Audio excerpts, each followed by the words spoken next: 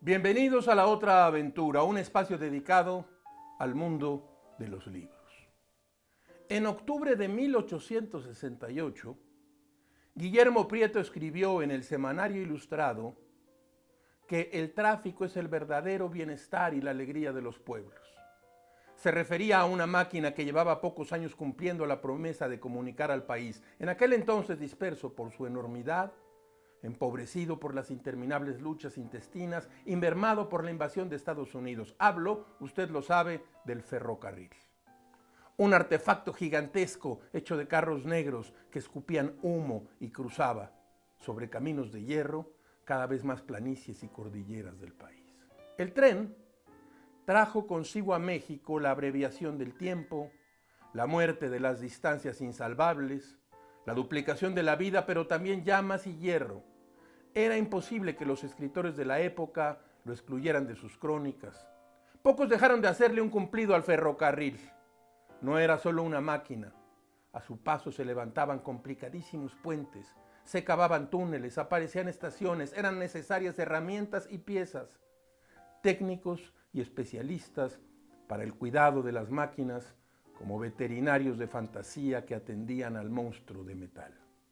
Es común atribuir a Porfirio Díaz la expansión de la red ferrocarrilera.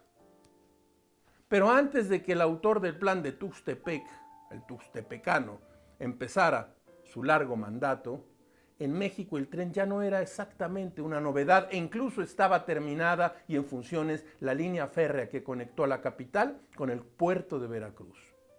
En 1876, Díaz tomó el control de un país con una fuerte base ferroviaria y trabajó en su expansión, obsesionado con sus beneficios económicos, la inversión extranjera y que México dejara de ser visto como un lugar de salvajes y forajidos. Pero el ferrocarril también funcionó para hacer más honda la estratificación social por las condiciones de los ferrocarrileros en comparación con los apoderados ingleses o estadounidenses que eran dueños de las vías, los carros y las locomotoras. La Revolución Mexicana utilizó todos los materiales que le ofrecía el sistema ferroviario para destruir el sistema político y de paso el propio sistema de ferrocarriles. Hoy hablaremos unos minutos de los trenes mexicanos, del tren en México, vistos estos a través de los escritores, de algunas estampas y viñetas. A los siglos XIX y XX mexicanos los unió una serpiente de hierro que elevó al aire su penacho de humo y su alarido dividió la noche. Les recuerdo como todas las semanas que fue Adolfo Bioy Casares quien escribió que leer era la otra aventura y que la primera era, probablemente, la vida misma. Estamos pues en la otra aventura.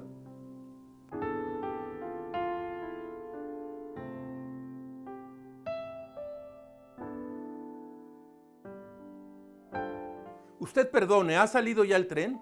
Pregunta el hombre solitario a la única otra presencia en el andén al inicio de esta historia que traigo y tal vez usted ya conoce. Necesito salir inmediatamente, debo hallarme en T mañana mismo. Alquile usted un cuarto inmediatamente si es que lo hay. En caso de que pueda contratarlo, hágalo por un mes. Le resultará más barato y recibirá mejor atención, respondió el viejecillo con vago aspecto de ferrocarrilero. ¿Está usted loco? Debo llegar a T mañana mismo. Francamente, debería abandonarlo a su suerte. Sin embargo, le daré unos informes. Algunos de ustedes ya lo habrán adivinado. Estoy contando la historia que inventó Juan José Arreola y que tituló El Guardagujas. Uno de nuestros mejores cuentistas, uno de los mejores que haya dado la literatura mexicana, se vale de una estación de trenes desierta en el viejo Guardagujas para dar paso a un cuento angustiante, onírico, cercano a lo real maravilloso. Las explicaciones del Guardagujas que pretende disuadir del abordaje al viajero desorientado deben contarse entre los mayores prodigios de la imaginación entre las letras mexicanas. Escuche usted. Con el afán de servir a los ciudadanos, la empresa debe recurrir a ciertas medidas desesperadas, hacer circular trenes por lugares intransitables.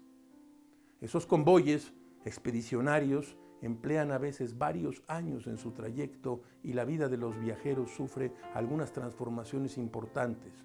Los fallecimientos no son raros en tales casos, pero la empresa, que todo lo ha previsto, añade a esos trenes un vagón capilla ardiente y un vagón cementerio. Es motivo de orgullo para los conductores depositar el cadáver de un viajero lujosamente embalsamado en los andenes de la estación que prescribe su boleto.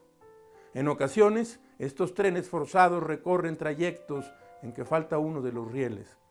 Todo un lado de los vagones se estremece lamentablemente con los golpes que dan las ruedas sobre los durmientes. Los viajeros de primera, es otra de las previsiones de la empresa, se colocan del lado en el que hay riel. Los de segunda padecen los golpes con la resignación. Pero hay otros tramos en que faltan ambos rieles. Ahí los viajeros sufren por igual hasta que el tren queda totalmente destruido. Mire usted, la aldea de F surgió a causa de uno de esos accidentes. El tren fue a dar en un terreno impracticable. Liadas por la arena, las ruedas se gastaron hasta los ejes. Los viajeros pasaron tanto tiempo juntos que de las obligadas conversaciones triviales surgieron amistades estrechas. Algunas de esas amistades se transformaron pronto en idilios y el resultado ha sido F. Una aldea progresista llena de niños traviesos que juegan con los vestigios enmohecidos del tren.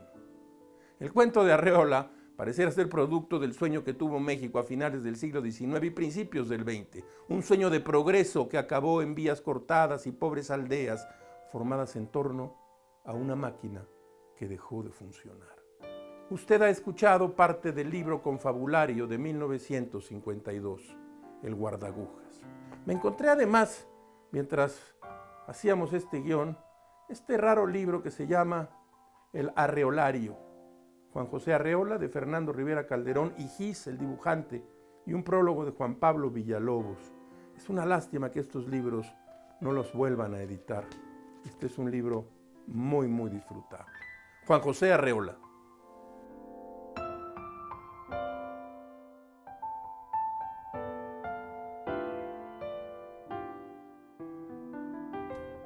En el libro El sueño de una generación, publicado por el Instituto Mora, Paris Padilla cuenta que a pesar de que el gobierno mexicano fue uno de los primeros del continente americano en otorgar concesiones para la construcción de ferrocarriles, el retraso de su llegada fue todavía más marcado que en otros países grandes de América Latina. Dice Padilla que fue en 1837, durante la segunda presidencia de Anastasio Bustamante, cuando se otorgó la primera concesión al comerciante Francisco Arrillaga, quien había propuesto una línea del puerto de Veracruz a la capital del país, contemplando la ruta más transitada hacia el Océano Atlántico y por lo tanto hacia Europa. Pero fue hasta 1856 cuando comenzó a desarrollarse una iniciativa efectiva para construir el que sería el primer ferrocarril del gran alcance en el país, la línea entre la Ciudad de México y el puerto de Veracruz. Las noticias sobre el ferrocarril llegaron a México desde la década de 1830, época en que se fundó la primera línea ferroviaria interurbana entre Manchester y Liverpool. En Memorias de mis tiempos, el escritor Guillermo Prieto cuenta que el año de 1833, en ese año, cuando él tenía 15, se encontró frente al amplio zaguán de una casa en la Ciudad de México. Ahí se encontró a un grupo numeroso de gente reunida en torno a algo que resultaba maravilloso. Dice Prieto, me llamó la atención el grupo que se apiñaba frente a aquel zaguán, mirando hacia un gran patio. Entré con trabajo y quedé sorprendido a la vista de una maquinilla pequeña con figura como de cilindro, con ruedas que recorría sola y como por milagro. El cuadrado de rieles puestos en el suelo del patio era el ferrocarril acabado de descubrir en Inglaterra y traído a México en miniatura, no recuerdo por quién. ¿Quién había de presumir siquiera la revolución estupenda que iba a operar aquel juguete en la humanidad? De Prieto hemos manejado esta edición de José Joaquín Blanco en la colección de los imprescindibles. De José Tomás de Cuéllar también hay una edición en Los Imprescindibles, y dice que ejemplo de ello es la novela Los Fuereños, donde José Tomás de Cuéllar narra la vida de una familia que llega a la Ciudad de México y encuentra en el ferrocarril el símbolo perfecto de la degradación de las costumbres. Esta idea del ferrocarril como vehículo del mal, dice Ortiz, está también en la novela Mala Hierba de Mariano Azuela. Traigo yo aquí un tomo de Mariano Azuela, que es, pues digamos, el canónico del Fondo de Cultura Económica. ¿Se fijan ustedes el acervo importantísimo que tiene el Fondo de Cultura Económica? Yo espero que se conserve y se siga reeditando. En el relato de Azuela, un ingeniero norteamericano relacionado con la construcción de un puente ferroviario llega a vivir a un pequeño poblado en el que es rechazado por ser extranjero y por no ser católico. El ingeniero norteamericano confirma las sospechas de la gente cuando rapta para trabajar en su casa a una mujer del pueblo. Queda flotando en el relato de Azuela que el ferrocarril es el germen del mal y de lo extraño. Mariano Azuela, Guillermo Prieto, Historias del tren en México.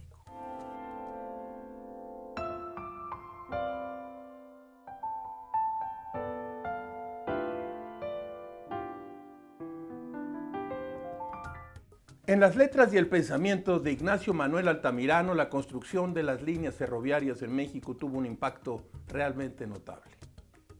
En una carta fechada en el año de 1882, el cronista se refirió a la imaginación como esa maravillosa locomotora. Altamirano expresó su fascinación por los trenes en diferentes crónicas al paso de los años. En 1869, publicó en las páginas de la revista literaria El Renacimiento una extensa reseña dividida en 5 secciones, titulada Las fiestas de septiembre en México y Puebla. En la segunda parte, titulada En el camino, Altamirano escribió sus primeras impresiones sobre el trayecto ferroviario de la capital del país a la ciudad de Puebla, que arrancó su primer viaje desde la estación Buenavista. Cuenta Altamirano lo siguiente, escúchelo brevemente usted. Pronto desapareció a nuestra vista el hermoso México con sus grandiosas torres, sus soberbias cúpulas y sus inmensos jardines y calzadas. Pronto también dejamos atrás la villa de Guadalupe con sus colinas desnudas y pedregosas. Las llanuras cada vez parecían menos verdes y habitadas, y sin detenernos en ninguna de las estaciones anteriores, entramos en esa vasta faja de plantíos que se llaman los llanos de Apam, y que recuerdan por su uniformidad, por su falta de arboledas y por la forma de sus colinas achatadas, los desiertos del norte. Al llegar a Puebla, los viajeros encontraron un gentío que los esperaba a ambos lados del camino. Dice Altamirano que al llegar a Puebla, la locomotora saludó a los poblanos con un acento de civilización, con un rugido, dice Altamirano, poderoso, hizo estremecer los ecos del valle, agitó soberbia su regia corona de vapor y de humo, y rápida, como el rayo, rodando sobre aquellos rieles vírgenes todavía, llegando hasta las puertas de Puebla en medio de los gritos inmensos de júbilo. Imagine usted ese momento. La presencia del tren en el imaginario colectivo del siglo XIX mexicano trascendía la mera noción de medio de transporte. La estampa del tren connotaba comunicación, civilización, poderío y modernidad. El ferrocarril era un logro técnico, pero también un símbolo.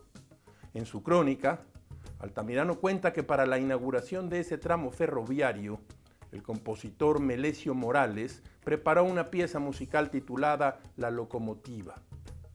Dice de nuevo Altamirano, más de 100 músicos dirigidos por el distinguido maestro ejecutaron la pieza en la que el compositor, a semejanza de algunos célebres maestros alemanes, hizo prodigios de imitación armónica, inventando a propósito nuevos instrumentos para reproducir fielmente el rugido del vapor, el silbido de la máquina y hasta el rodar de los carros en los rieles de fierro. Todo mezclado en armonías singulares que parecen un himno entonado por gigantes a la civilización del siglo XIX. He utilizado aquí este libro de Ignacio Manuel Altamirano con una selección y un prólogo de Vicente Quirarte, Ediciones Cal de Arena. Es una antología integral, un libro realmente muy bien elegido y mejor prologado por el escritor y el poeta Vicente Quirarte.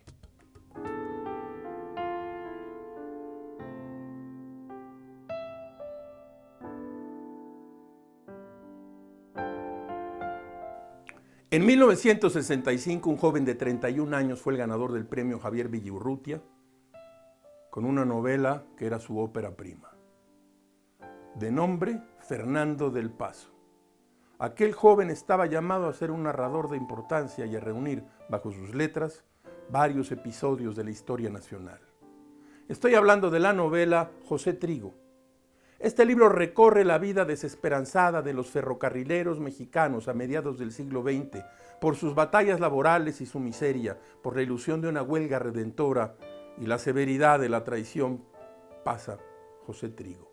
¿Un fantasma? Hemos traído a esta sección, como los vagoneros de las letras, el inicio de José Trigo. No se lo pierda. José Trigo era un hombre. Era un hombre de cabello encarrujado y entrecano. ¿Tenía cuántos?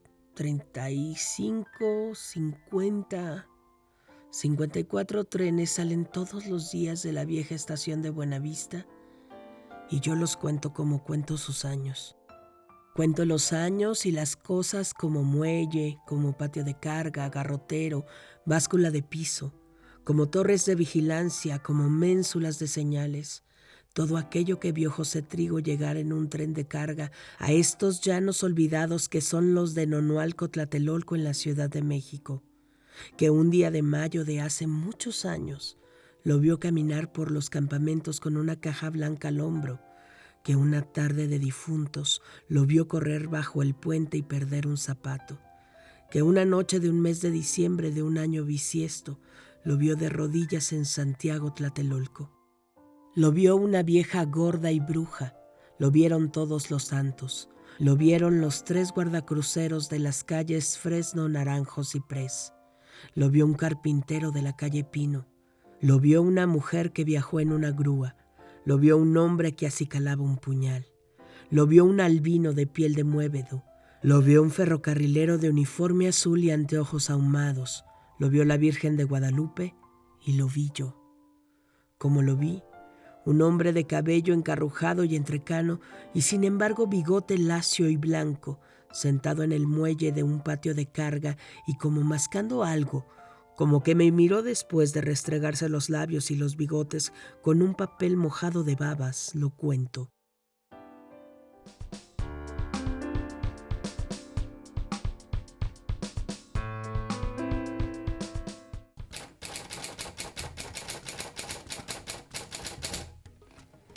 De la mesa de novedades, mire usted lo que nos ha llegado. Primero, de libros del asteroide, Delphine Orbillière, Vivir con nuestros muertos, en traducción de Regina López. Este libro, dicen los editores, ha vendido más de 200,000 ejemplares en Francia. Es la historia que aborda un aspecto esencial de la experiencia humana, nuestra relación con quienes nos han dejado, con nuestros difuntos. Su autora, una de las primeras mujeres en ejercer como rabina en Francia, relata con delicadeza y sabiduría sus experiencias, consolando a quienes han perdido a un ser querido. En su opinión, su cometido fundamental es transformar la muerte en una lección de vida para los que se quedan, es decir, acompañar a los hombres y a las mujeres en que en un momento crucial de sus vidas necesitan narraciones. Vivir con nuestros muertos, libros del asteroide. Ha llegado también este nuevo libro de Andrés Neumann. Usted sabe muy bien que él nació en 77 y es argentino, nació en Buenos Aires. Ahora viene Anatomía Sensible, una celebración del cuerpo en toda su amplitud, una defensa de la imperfección y sus bellezas alternativas mediante un recorrido poético, político y erótico por la materia que somos. Páginas de espuma, Anatomía Sensible, Andrés Neumann. Y ha llegado a la mesa de novedades este nuevo libro, apareció en diciembre de 2022 apenas, del escritor Héctor Manjarrés, Alacena, editorial Era. Héctor Manjarrés ha sumado libro tras libro hasta dejarnos una obra que ya es imprescindible en la literatura mexicana. Este se llama La prisión en invierno. Terminan los míticos años 60. Un mexicano de cabellera muy larga llega de Londres a Barcelona, la única ciudad moderna de la España de Franco, dictador que a veces parece decrépito, pero otras más eterno. En Barcelona el joven conoce a personajes de la fauna local, pero ante todo regresa a su idioma y descubre a María. Hay quien cree que él es Cristo, Cristo redivivo. Hay quien lo cree un demonio. Desde el principio la policía ocupa y se ocupa de seguirlo desde las sombras a toda hora y en todas partes, dicen los editores de Era. Héctor Manjarrés, La prisión en invierno. De la mesa de novedades.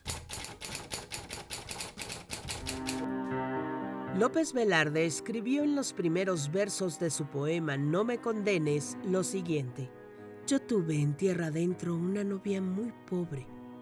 Yo tuve en tierra adentro una novia muy pobre, ojos inusitados de sulfato de cobre.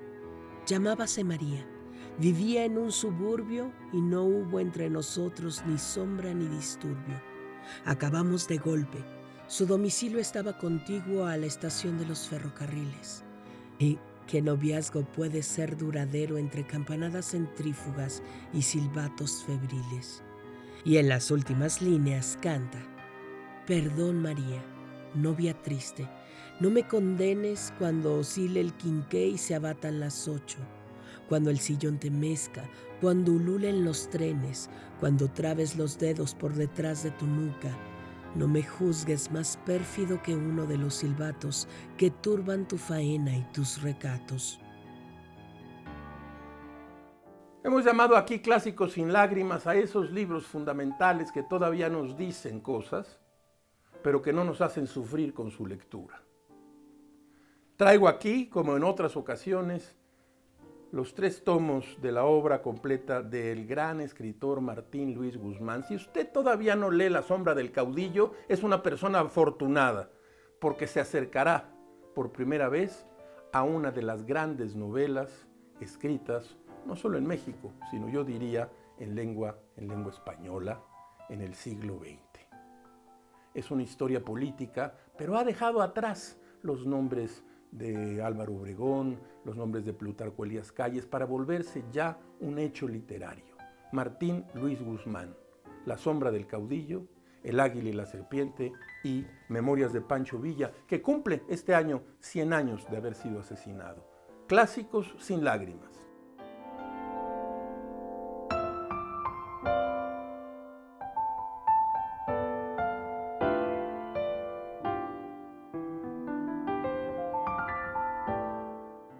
Cantos bélicos se elevan como el humo de las locomotoras, como el temblor de las campanas y el silbido del vapor, escribió Rafael F. Muñoz en su novela Vámonos con Pancho Villa de 1931. Durante la Revolución, los ferrocarrileros fueron conductos indispensables para la estrategia, los planes, las decisiones ofensivas o defensivas. En los mapas, los caminos de hierro fueron augurios de encuentros y batallas. La red ferroviaria disminuyó significativamente después de tantas y tan continuas destrucciones de vías, quema de durmientes, inutilización de rieles y derribos de puentes. Los jefes combatientes sabían que la supremacía estaba fundada en la posesión de las vías y los equipos. Los ferrocarrileros se agregaron con importante jerarquía a las fuerzas revolucionarias. Otro villista declarado, como Rafael F. Muñoz, publicó en 1928 una novela autobiográfica que acaso sea el testimonio narrativo más valioso de lo sucedido entre 1913 y 1915. Me refiero, ni más ni menos, que a El águila y la serpiente de Martín Luis Guzmán. La novela se divide en 2 partes. En la primera, Esperanzas revolucionarias, Guzmán viaja a Estados Unidos en un barco para luego bajar en locomotoras hacia la capital, acompañando a los revolucionarios durante su campaña contra Victoriano Huerta. La segunda, En la hora del triunfo, tiene lugar en la Ciudad de México, una vez que el usurpador es depuesto. El águila y la serpiente de Martín Luis Guzmán, un clásico que cruzó 100 años hasta nuestros días, con la fuerza de un tren nocturno. Yo tengo la famosa edición del Fondo de Cultura Económica, esta es la nueva, y también hay otra que se puede conseguir. No deje de leer a Martín Luis Guzmán.